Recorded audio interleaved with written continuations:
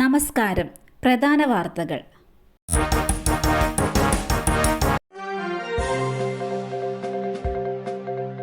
പാലക്കാട് ജില്ലയിലെ നിപ്പ നിയന്ത്രണങ്ങൾ പിൻവലിച്ചു. തച്ചനാട്ടുകര പഞ്ചായത്തിലെ 7, 8, 9, 11 വാർഡുകളിലും കരിമ്പുഴ പഞ്ചായത്തിലെ 17, 18 വാർഡുകളിലും നിലവിലുണ്ടായിരുന്ന കണ്ടെയ്ൻമെന്റ് സോൺ നിയന്ത്രണങ്ങൾ പിൻവലിച്ചിരിക്കുന്നു. നിലവിൽ ക്വാറന്റൈനിൽ കഴിയുന്ന വ്യക്തികൾക്ക് ഇനി ഒരു അറിയിപ്പുണ്ടാകുന്നതുവരെ ക്വാറന്റൈനിൽ തുടരേണ്ടതാണ്. നിയന്ത്രണങ്ങൾ നീങ്ങിയെങ്കിലും ജാഗ്രത തുടരണമെന്നും ജില്ലാ കളക്ടർ ഫേസ്ബുക്ക് കുറിപ്പിൽ നിർദ്ദേശിച്ചു. അതേസമയം നിപ്പ രോഗം സ്ഥിരീകരിച്ച 38-കാരിയുടെ ആരോഗ്യനില ഗുരുതരമായി തുടരുകയാണ്. 7 നിലകളിൽ 60,000 ചതുരശ്ര അടിയിൽ കെട്ടിടം. മാരാർജി ഭവൻ ഉദ്ഘാടനം ചെയ്ത അമിത്ഷാ. BJPയുടെ കേരളത്തിലെ പുതിയ സംസ്ഥാന കാര്യാലയം അമിത്ഷാ ഉദ്ഘാടനം ചെയ്തു.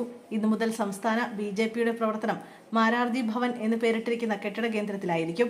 2 ഭൂഗർഭ നിലകളടക്കം 7 നിലകളിലായി 60,000 ചതുരശ്ര അടി വിസ്തീർണത്തിൽ പണി കഴിപ്പിച്ചതാണ് കെട്ടിടം. വിപുലമായ സൗകര്യങ്ങളുള്ള കെട്ടിടം രാവിലെ 11:30-ക്കാണ് കേന്ദ്ര ആഭ്യന്തരമന്ത്രി ഉദ്ഘാടനം ചെയ്തത്.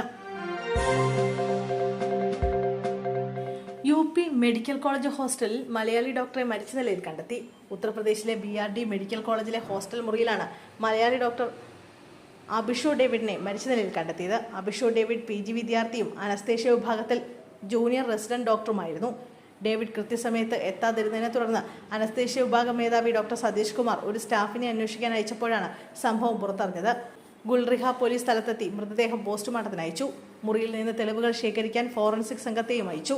ഇതുവരെ ആത്മഹത്യക്കുറിപ്പൊന്നും കണ്ടെത്തിയിട്ടില്ലെന്ന് പോലീസ് പറഞ്ഞു. കാർ പൊട്ടിത്തെറിച്ചുണ്ടായ അപകടം. ചികിത്സയിലായിരുന്ന 4 വയസ്സുകാരി മരിച്ചു. 4 വയസ്സുകാരി എമലീന മരിയ മാർട്ടിനാണ് മരിച്ചത്. പൊൽപ്പുള്ളി കൈപ്പക്കോട് സ്വദേശി LC മാർട്ടിൻ, മക്കളായ എമലീന മരിയ മാർട്ടിൻ, ആൽഫ്രഡ് പാർപ്പിൻ എന്നിവർക്കാണ് കഴിഞ്ഞ ദിവസം ഗുരുതരമായി പരിക്കേറ്റത്. മൂവർക്കും 90%-ലധികം പൊള്ളലേറ്റിരുന്നു.